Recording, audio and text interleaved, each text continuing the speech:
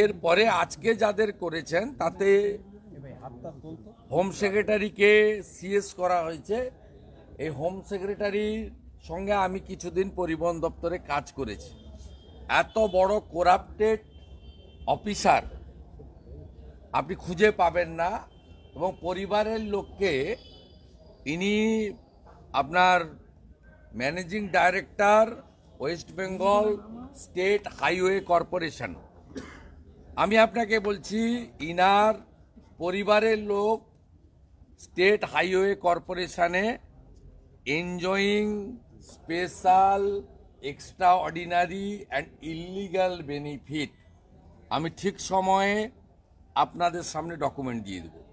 He is completely a corrupted IAS officer. তাকে করেছেন কারণ তার চিফ মিনিস্টার যদি করাপ্টেড হয়, চোর মমতা, তাহলে তার তো করাপ্টেড সিএস লাগবে, তাই করেছেন। আর সেকেন্ড হচ্ছে রাজীব কুমার মমতা ব্যানার্জিকে বাইরে থাকতে দিয়েছেন।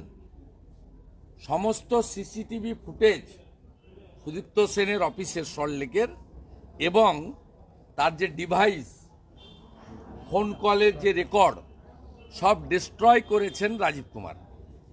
অতএব ওই তথ্যগুলো যদি সিবিআই তখন পেত, ইলেকট্রনিক্স ডকুমেন্টস ডিভাইস, তাহলে মমতা ব্যানার্জি এখন জেলে থাকতেন সুদীপ্ত সেনের সাথে। তাই মমতা ব্যানার্জি হচ্ছেন সারদার সবচেয়ে বড় বেনিফিশিয়ারি, এটা সবাই জানে। ডেলোর মিটিং থেকে মহাকরণের সামনে অ্যাম্বুলেন্সকে পতাকা দেখানো এবং মুখ্যমন্ত্রীর রিলিফ ফান্ডে সারদার টাকা নেওয়া আর সারদা পরিচালিত তারা বাংলার কর্মচারীদের রিলিফ ফান্ড থেকে বেতন দেওয়া, সব মিলিয়ে মেন বেনিফিশিয়ারি যার আন্ডার কাস্টডি থাকা উচিত তিনি বাইরে আছেন ডিউ টু রাজীব কুমার।